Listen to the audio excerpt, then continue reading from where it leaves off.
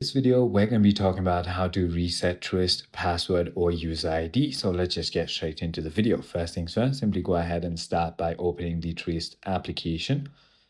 Once you've done that, all you need to do is right below the sign in button, there's going to be a forgot user ID or password button and click on that. If you forgot your user ID, click on forgot user ID, or if you forgot your password, click on reset password. In this case, I'm going to go ahead and show you both. So when you go ahead and click on reset password, it's going to take you to this web page right over here, as you can see. And here, all you need to do is simply go ahead and enter your personal or business account type or your employer issued credit card. So simply click on continue.